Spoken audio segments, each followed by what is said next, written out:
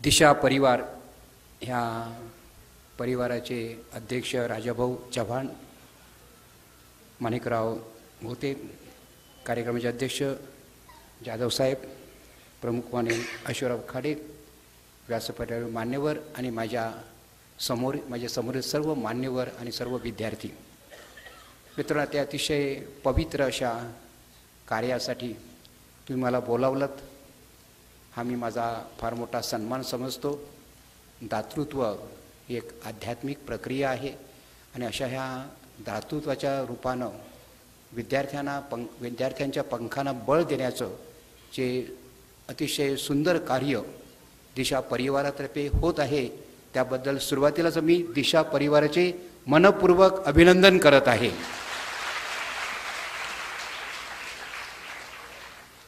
दिशा परिवार दिशा दाखवतो, मार्ग ज्याने त्याने आपला शोधायचा असतो आणि तो मार्ग शोधण्यासाठी तुम्ही प्रयत्नशील आहात आणि म्हणून मी पुन्हा एकदा तुमचं अभिनंदन करत आहे. प्रिय मित्रांनो, प्रभू येशू ख्रिस्तांच्या जीवनातली एक आठवण आहे. त्याचे शिष्य सर्वस्व सोडून त्याचे अनुयायी झाले होते आणि एका प्रसंगी शिष्याने विचारलं, प्रभूजी आम्ही सर्व काही सोडून तुमच्या मागोमाग आलेलो आहोत, आम्हाला काय मिळेल? तेव्हा प्रभूने त्यांना सांगितलं की जीवनाच्या ग्रंथामध्ये तुमची नावं लिहिली जातील, आत्मिक समाधान हेच तुमचं पारितोषिक आहे. मला वाटते सर्व दात्यांची नावं ही जीवनाच्या ग्रंथामध्ये लिहिली गेलेली आहेत.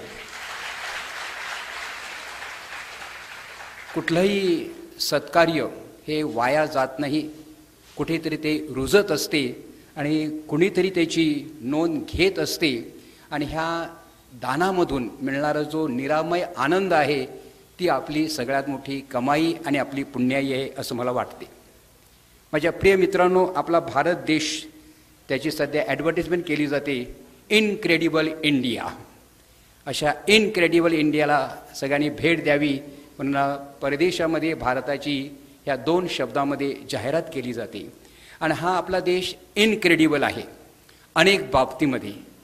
निराळ्या शब्दात म्हणायचं तर ह्या देशामध्ये प्रचंड विरोधाभास एकत्र नांदत आहेत. 2013मध्ये भारतामध्ये 52 बिलियनियर झाले. जी जगामध्ये काही यादी आहे त्याच्यामध्ये भारतातील 52 जणांची त्याच्यामध्ये भर पडलेली आहे. 1576 कोट्याधीश झालेले की ज्यांचं उत्पन्न वार्षिक $3 कोटी पलीकडचं आहे. 2007 ते 2011 ह्या काळामध्ये भारतामध्ये श्रीमंताची संख्या 46% वाढलेली आहे. आणि मला सांगायला अभिमान वाटतो की पुण्यामध्ये ही संख्या 68% वाढलेली आहे. आणि भारतातलं एक श्रीमंत शहर आर्थिकदृष्ट्या म्हणून पुण्याकडे पाहिलं जातं. ही संपत्ती वाढत आहे, राष्ट्रीय उत्पन्न वाढत आहे, GRP, GNP हे सगळे वाढत आहेत. परंतु त्याला दुसरी बाजू आहे की ही संपत्ती केवळ देशातल्या 5% लोकांच्या हातामध्ये वाढत आहे. हा विरोधाभास आहे. एका बाजूला ही संपत्तीचा हा महापूर देशामध्ये आलेला असताना दुसऱ्या बाजूला शेतकऱ्यांच्या आत्महत्यामध्ये देखील तितकीच वाढ झालेली आहे. आणि म्हणून हे भारत हे $1 मिलियनरचे जगातलं दुसरं राष्ट्र आहे असं म्हटलं जातं. आणि त्याचबरोबर ह्या भारतामध्ये शेतकऱ्यांच्या आत्महत्या देखील जगामध्ये सगळ्यात जास्त आहेत. हे दुसऱ्या बाजूचं चित्र आहे.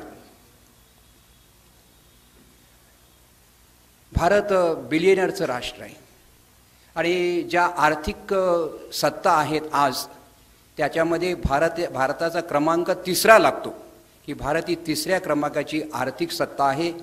पुष्कळसं भवितव्य उज्ज्वल आहे. त्याच भारतामध्ये दर 3 जणामागे 1 जण पॉवर्टी लाईनच्या खाली आहे, दारिद्र्यरेषेच्या खाली आहे. हे दुसरं एक वास्तव आपल्या नजरेसमोर येतं. या देशामध्ये 48% कुपोषण आहे.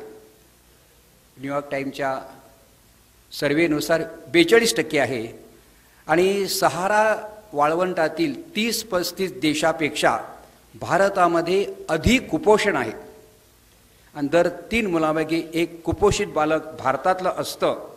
भारतामध्ये 49% मुलं ही कमी वजनाची आहेत आणि जगातली 34% खुरटलेली मुलं ही भारतामध्ये आहेत.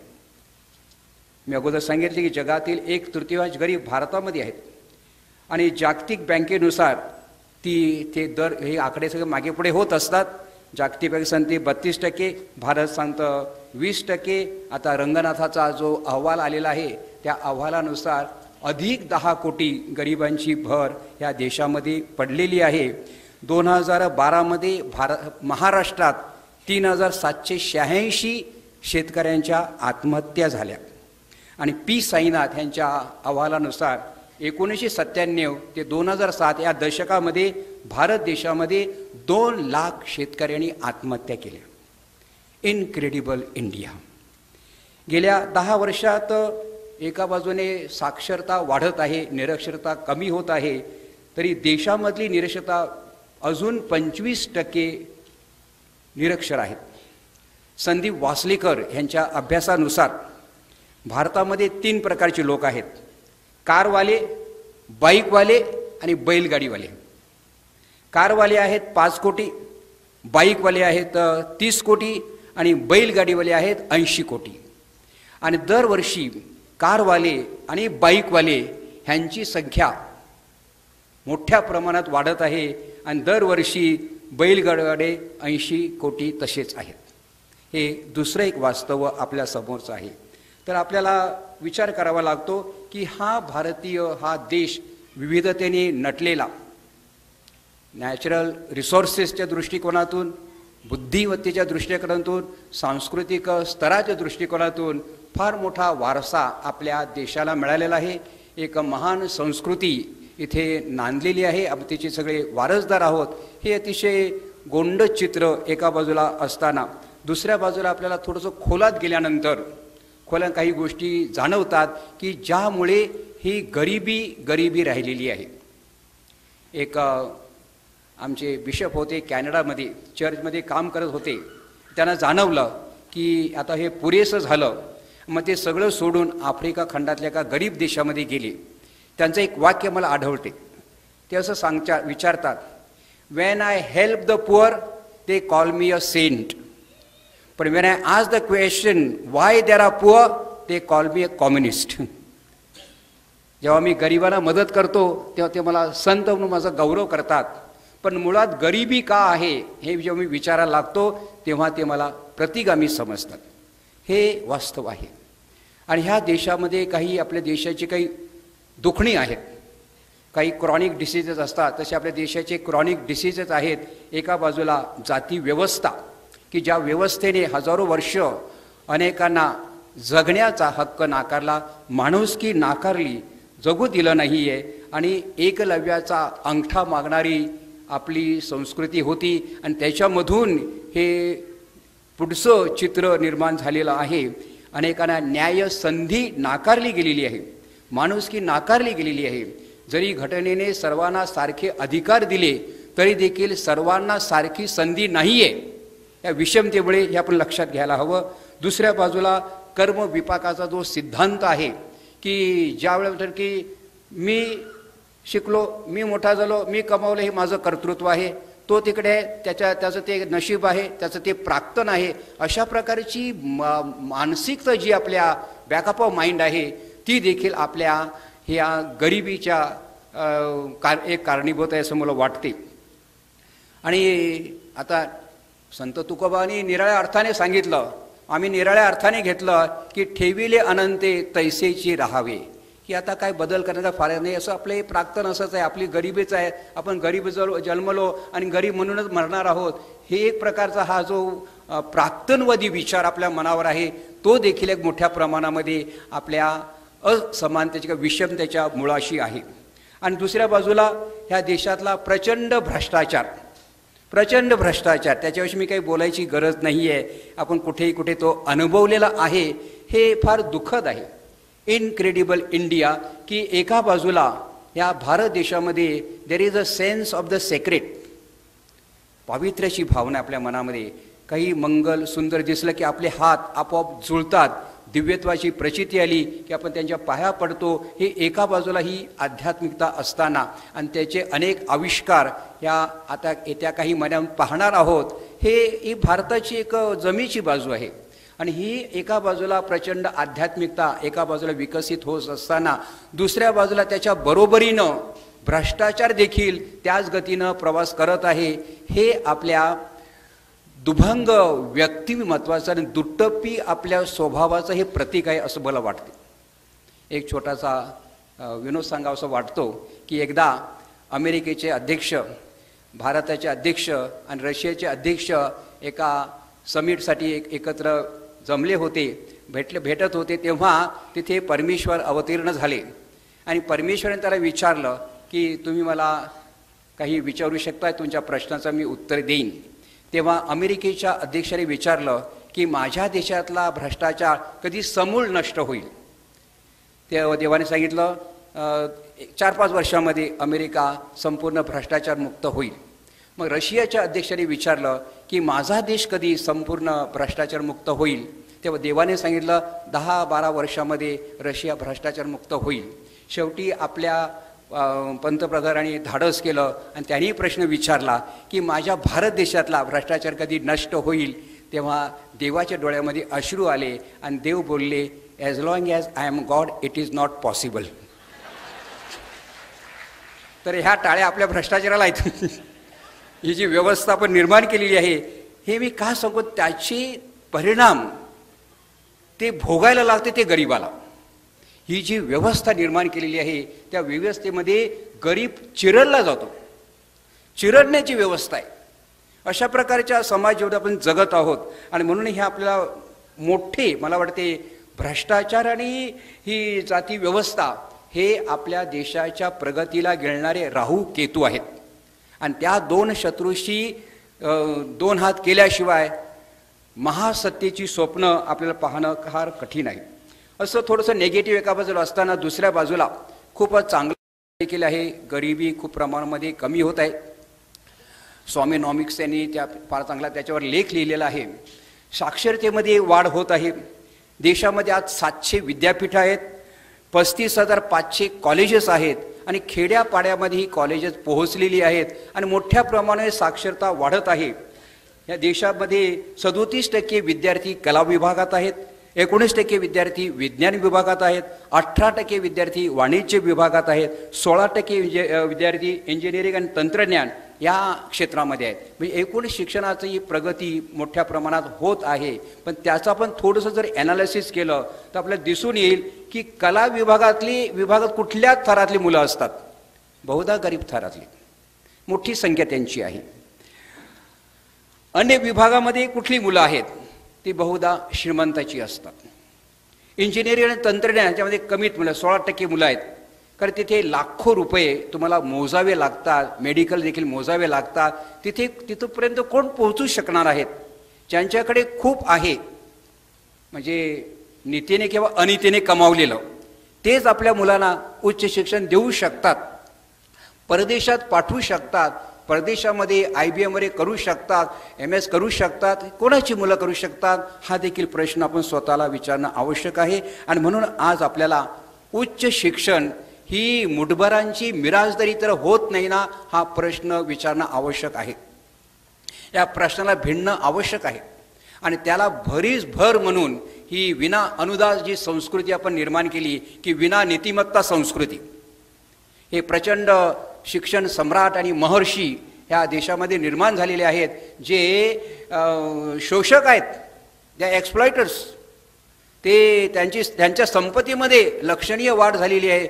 हे पैसे त्यांनी कुठून कमावलेले आहेत? अनेकदा गरीब विद्यार्थ्यांकडून. आज मी एक कविता संग्रह वाचत होतो, तुरुंगातल्या कविता, तुरुंगातल्या लोकांनी लिहिलेल्या कविता. तेव्हा एका गृहस्थाची फार सुंदर कविता आहे, अतिशय भेदक कविता आहे. तो म्हणतो की गावाच्या शाळेमध्ये शिक्षकाची जागा होती आणि त्यासाठी 5 का 10 लाख रुपये द्यायचे होते, म्हणून माझी सगळी शेती विकली आणि मग मी शिक्षक झालो.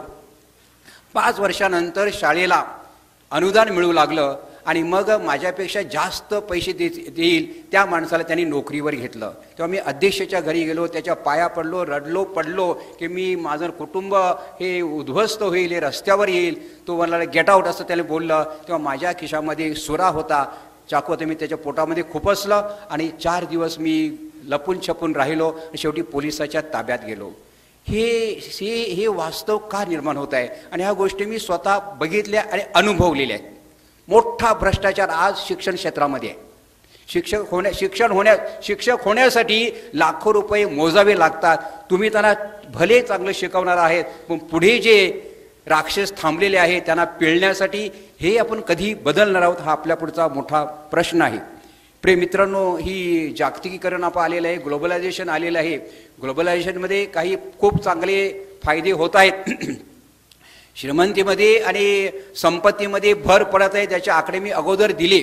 आणि जेव्हा ग्लोबलायझेशन आलं 1991ला, तेव्हा आपल्याला सांगण्यात आलं की ही श्रीमंती किंवा ही संपत्ती झिरपत खाली येते. हा पाझर सिद्धांत किती मोठ्या प्रमाणामध्ये साकार झाला आहे याचा देखील अभ्यासकांनी अभ्यास करणं आवश्यक आहे. स्पर्धेमुळे जे उत्तम आहे त्याला वाव मिळत असतो आणि आपल्या क्षमताचा विकास होत असतो, हे फार उत्तम आहे. पण स्पर्धा कोणामध्ये? स्पर्धा 2 समान पातळीवरच्या लोकांमध्ये असायला हवी. आज देशामध्ये इतकी मोठी विषमता, इतकी असमानता आहे की ह्या स्पर्धेमध्ये ते तोंड देऊ शकतील का? माझ्यासमोर पुष्कळसे विद्यार्थी आहेत.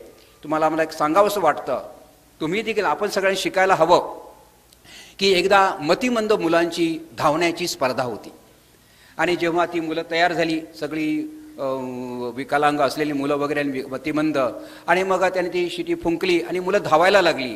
धावता धावता एक मुलगा पडला. तेव्हा ती सगळी मुलं मागे फिरली. एका मुलीनं त्याला उचललं, दुसऱ्याने त्याला बाजूला घेतलं आणि त्याला व्यवस्थित स्वयंसेवकाच्या ताब्यात दिल्यानंतर ती धावू लागली. मला प्रश्न पडला की जे नॉर्मल जी स्पर्धा होते तिकडचे स्पर्धक असं करतील का?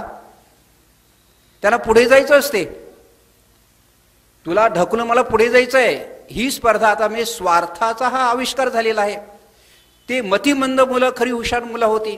त्याला जाणवलं की माझा भाऊ हा पडलेला आहे, माझी बहीण पडलेली आहे, तिला सोबत घेतल्याशिवाय मी पुढे जाऊ शकत नाही. जे गांधीजीने सांगितलं की देशाच्या शेवटच्या माणसाचा तुम्ही विचार करा, त्याशिवाय तुम्ही प्रगती साधू शकत नाहीयेत. पक्ष्यांचे थवे तर तुम्ही पाहिले असतील आकाशामध्ये विहार करणारे, तर त्याचा जो लीडर असतो त्याची गती कुठली असते? त्याची गती त्या पक्षाच्या थव्यातल्या सगळ्यात दुर्बळ जो पक्षी आहे ना त्याच्या गतीची त्याची गती असते. त्याला बरोबर घेऊन जायचं, आपल्याला सगळ्यांना बरोबर घेऊन जायचं आहे. आमच्या आदिवासी लोकांमध्ये एक म्हण आहे, हारीच मोहर जायचं, हारीच मोहर जायचं, एकत्र आपण पुढे जाऊया.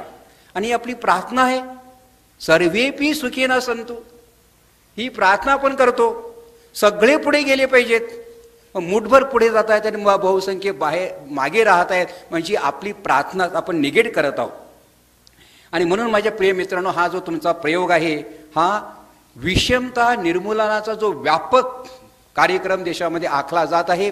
फुले आंबेडकरांनी ज्यांचा ध्यास घेतला त्या विषमता निर्मूलनाच्या चळवळीचा हा एक भाग आहे असं मी समजतो. ही तुमची शैक्षणिक चळवळ आहे, त्या दृष्टीनं आपल्याला पुढे जायचं आहे आणि समतेचं राज्य निर्माण करायचं आहे.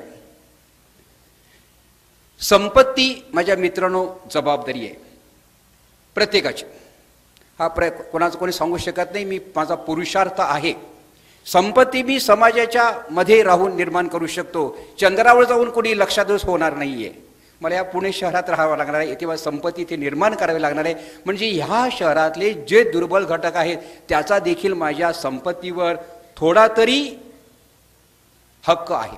आणि म्हणून ही दान करताना कधी उपकाराची भावना नाही तुमच्यामध्ये नसावी, तर ऋणमुक्तीची भावना असावी की जे मला समाजाने दिले आहे ते मला समाजाला परत करायचं आहे.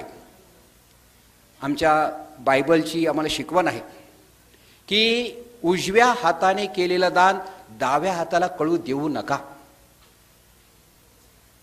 तरच तुम्हाला पुण्य मिळेल. जर डाव्या हाताला कळलं आणि जगाला कळलं पुण्य संपलं. गुप्त दान का करावं, त्याच्यामध्ये पुण्य आहे. तुम्ही लाख दिले, 10 लाख दिले, टाळ्या घेतल्या, तुमचं तुम्हाला मिळालं. तिथं काय आहे की नाही, तिथे मिळणार आहे आपल्याला प्रतिफळ. हा आध्यात्मिक विचार त्यामागे आहे. आणि म्हणून आपल्या संतांनी आपल्याला सांगितले की जोडोनिय धन उत्तम व्यवहारे, उदास विचारे वेच करी. धन कमवा, श्रीमंत व्हा, संपत्ती जोडा. जोडोनिय धन उत्तम व्यवहारे. हे उत्तम व्यवहार किती होतात हे सगळ्या धनाढ्यांनी स्वतःला विचारायला हवे.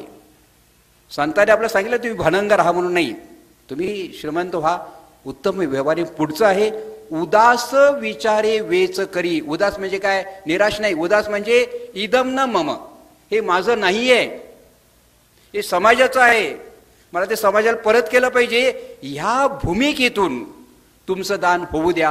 हा आपल्याला संतांनी केलेला उपदेश आहे. म्हणजे बायबलमध्ये आम्हाला सांगितलं जातं की गरजवंत हाच भगवंत आहे.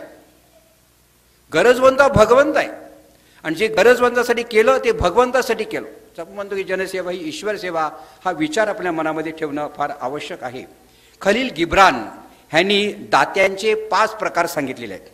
ते असे, काही लोक असे असतात की त्यांच्याकडे विपुल धन असते, त्यातून ते कणभर देतात, पण त्यांच्या मनात प्रसिद्धीची सुप्त इच्छा असते, म्हणून ते दान व्यर्थ ठरते. काही लोक असे असतात की त्यांच्याकडे तुटपुंजी असते, ते सर्वच देऊन टाकतात. त्यांच्या जीवनावर आणि जीवनाच्या संपन्नतेवर विश्वास असतो, त्यांचा खिसा कधीच रिकामी होत नाही. काही लोक असे असतात की जे आनंदाने देतात आणि आनंदच त्यांचं फळ असतं. काही लोक असे असतात की जे रडत कुढत देतात आणि कुढणेच त्यांच्या नशिबी येते. काही लोक असे असतात की जे दान करतात पण त्यांना दिल्याबद्दल सुखदुःख नसते. ते औदार्याच्या भूमिकेतून मुळीच दान करत नाहीयेत. त्यांचं दान दरीतील रानफुलाच्या सुगंधासारखं असते. अशा दात्यांच्या करकमलातून परमेश्वर बोलत असतो आणि त्यांच्या डोळ्यांच्या कडामधून तो स्मितहास्य करीत असतो. आणि म्हणूनच कुणी मागितले तर देणे चांगले आहे, पण न मागता देणं हे अधिक श्रेयस्कर आहे. दाता हा दाता राहता कामा नये, तो पिता झाला पाहिजे. हे नातं आहे, हे नातं आहे. मला एक छोटीशी गोष्ट माझ्या लहानपणीची आठवते. मी लहान असताना आम्ही खूप गरीब होतो. म्हणजे शाळेत 4 आणे फी भरली नाही म्हणून मी पण आम्हाला बाहेर काढलं होतं. माझे वडील आमचे कुटुंब गरीब होतं, पण मला वडील अधूनमधून काही देत असत, जे काय मला लागेल माझ्या त्या वयामध्ये. मी 10वीत असताना वडील मरण पावले आणि मग मोठे बंधू बोलले, खूप माझ्या त्यांनी प्रेम केलं, तुला जे काय लागेल ना ते सांग मला, आम्ही तुला देऊ. तेव्हा मला वडिलामधला आणि भावामधला फरक जाणवला. वडील न सांगता द्यायचे, भाऊ सांगितल्यावर द्यायचे. हे नातं आपल्याला वडिलांचं, तुम्ही अनेक जणांनी त्यासाठी थोडा मोठा त्याग केलेला आहे की हे नातं जोपासायचं आहे.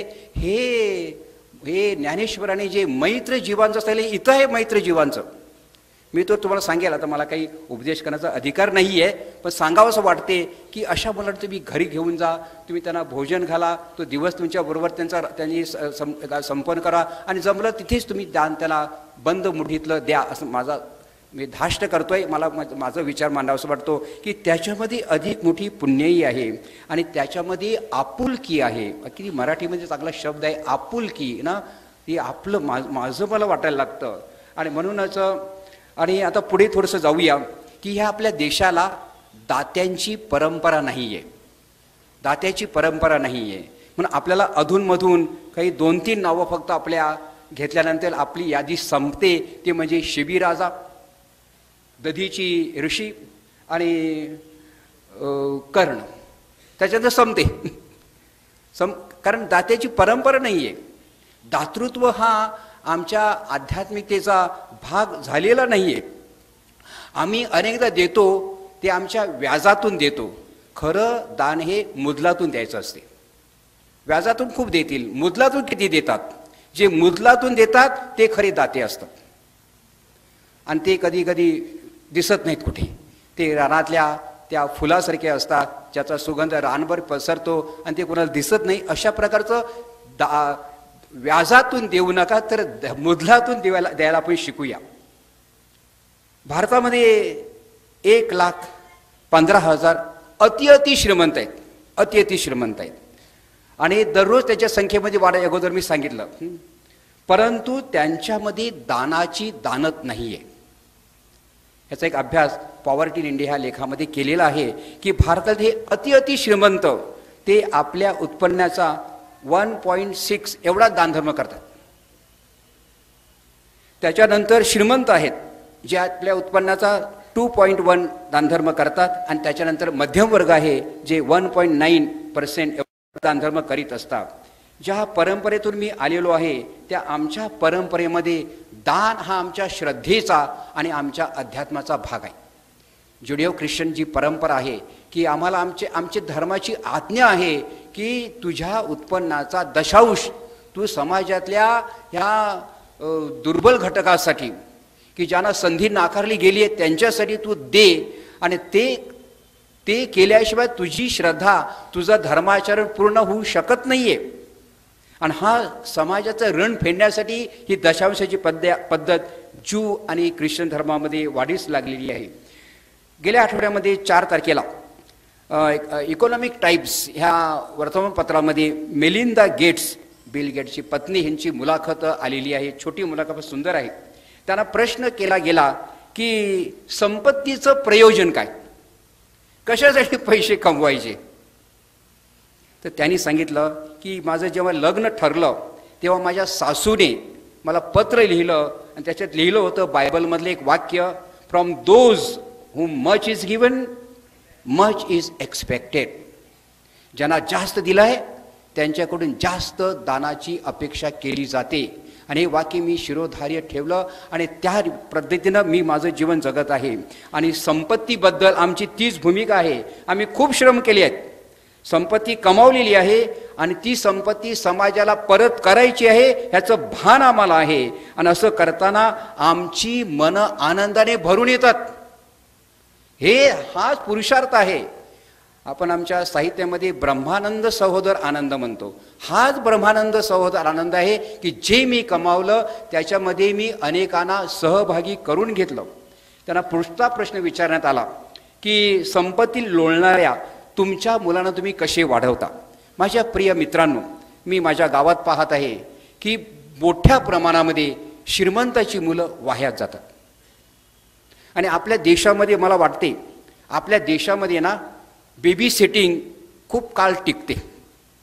मुलं कॉलेजला गेली आहेत, मुलं कमावलेले, तोपर्यंत आई वडील त्यांचं करत राहतात, म्हणून रेव पार्टी होतात. वडिलाकडून भरपूर पॉकेट मनी मिळतो, आम्ही त्याला कमवायला नाही शिकत, आम्ही त्याला देत असतो. प्रेम द्यायचं नसते ना, म्हणजे पैसे देतो, मग आम्हाला आमचं काम कर्तव्य संपलं, तू एवढे घे. मग त्याच्यातून रेव पार्टीसारखे थेर निर्माण होत असतात. तेव्हा या मेलिंदाने सांगितलं की तुमच्या मुलांना वाढत तुला काय अडचणी येतात. त्याने सांगितलं की आम्ही त्यांना आमच्या समाज कार्याची माहिती देतो, त्यांच्यावर चांगले संस्कार होत आहेत, and all lives have equal value. हे आमच्या मुलांना पटलेलं आहे. सगळ्याचं जीवन मौल्यवान आहे हे आमच्या मुलांना पटलेलं आहे. हे आमचा आनंद आहे. प्रिय मित्रांनो, असं म्हटलं जातं नॉलेज इज पॉवर. त्याकरता आपले प्रयत्न सगळे सक्षम करायचं सगळ्यांना. शहाणे करू नये सोडे सकल जना, ही मला तुमची देखील प्रतिज्ञा आहे की सगळे शहाणे झाले पाहिजेत, सगळे ज्ञानवंत झाले पाहिजेत. पण एक थोडासा मला निराळ मुद्दा मांडावासा वाटतो की हे शहाणे झाले लोक पुढे काय करणार आहेत. Knowledge is power. Power for what. एका तत्वज्ञानाने विचारवंताने म्हटले knowledge is power. That means if I know then I can also control. Knowledge brought power, but in such a way that with our own power we can also destroy the world that we think we have figured out intellectually. पर्यावरणाला सगळ्याचा धोका कोणाचा आहे आणि समाजाला सगळ्यात मोठा धोका कोणाचा आहे. राग मानू नका, कडून समाजाला जास्त धोका आहे. They are more exploiters. जिथं आमचं धन वाढत जातं, तुम्ही हे जे कर जे टाळणाऱ्या लोकांची यादी वाचा तुम्ही. सगळे आमचे सिनेस्टार आहेत, त्यांच्या मी पूजा करतो. आणि आमची तरुण मुलं त्यांच्यासाठी वेडी होतात. ह्या बहुतेकांनी आपले न्याय्य कर टाळलेले आहेत, भरलेले नाही आहेत, चुकवलेले आहेत. ते कॅनॉट बी युअर आयडॉल्स. ते देशाचे शत्रू आहेत मला वाटते. ते देशद्रोही आहेत. कर चुकवणारे सगळे देशद्रोही आहेत. कारण त्या कराचा वाटा शेवटच्या माणसापर्यंत जाणार आहे. आणि म्हणून आपण ठेवलं की आपल्याला अशा प्रकारचे हे जे विद्यार्थी निर्माण होत आहेत, ह्यांच्यामधून आम्हाला एक्सप्लॉयटर्स, शोषक निर्माण करायचे नाही आहेत, तर गरिबी नष्ट करणारे शोधक निर्माण करायचे आहेत. प्रिय मित्रांनो, आपल्या ह्यांच्या पंखांना बळ द्यायचं आहे. होय, पंखांना बळ देऊया. पण त्या पंखाला बळ दिल्यानंतर कुठला पक्षी आकाशामध्ये झेप घेणार आहे, गिधाड की गरुड, हे पण आपण ठरवूया. आम्हाला गरुड हवे आहेत, जे सूर्यबिंबाचा वेध घेतील.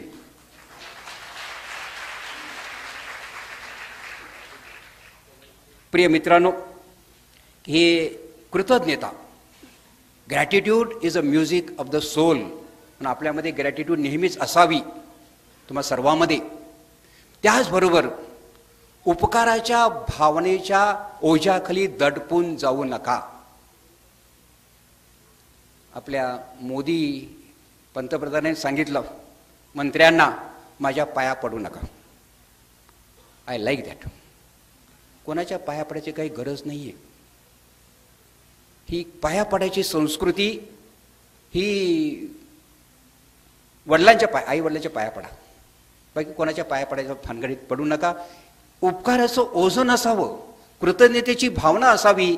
आणि तुमच्या कृतज्ञतेच्या भावनेचं रूपांतर दातृत्वामध्ये करा. तुम्हाला कृतज्ञ वाटतं? दोघा त्याकडे इथे सांगितलं, मला खूप अभिमान वाटला त्यांचा. आम्ही देखील तसं करणार आहोत. आम्ही देखील पुढे मदत करणार आहोत. ही आपल्याला दिव्याने दिवा लावायचा आहे. म्हणून पुढच्या वेळेला कदाचित तुम्हाला दुसऱ्या मुलांना बोलावता येईल की ज्याने तुमच्या ह्या कार्यामध्ये सहभागी झालेत. तुम्ही आज असं आहे तुमचं चित्र ना, उद्या ते असं होईल आणि परवा ते असं झालं पाहिजे. तुम्ही दाते झाले पाहिजेत माझ्या मुलांनो. कारण गरिबी, दारिद्र्य नष्ट करणं ही आपल्या सगळ्यांची सामुदायिक जबाबदारी आहे. परंतु कधी कधी काय होतं या देशामध्ये, आपण असतोमा सतगमय तमसोमा ज्योतिर्गमय मृत्युर्मा गमय म्हणतो. आज नवीन प्रार्थना निर्माण झाली आहे की देवा, मला सत्यातून सत्तेकडे ने, पॉवर, गुरुकडून गुगलकडे ने आणि भारतातून अमेरिकेकडे ने. ओम शांती शांती शांती. अशी जर आम्ही स्वप्न रंगवायला लागलो तर जे गरीब आहेत ते गरीबीच राहणार आहेत आणि श्रीमंत श्रीमंत होत जाणार आहेत. आणि म्हणून आपल्या सगळ्यांची ही एक जबाबदारी आहे. Be the change you want to see my dear students. Be the change you want to see. आणि एक म्हण आहे की let there be peace and let it begin with me. Let there be change and let it begin with me. आम्ही प्रत्येकजण we will be the agents of change. म्हणजे असे जे विद्यार्थी तुम्ही जे लाभार्थी आहात की ठरवा की we will be the agents of change. आम्ही एक नवा भारत निर्माण करू शकू. जय हिंद, जय महाराष्ट्र. God bless you.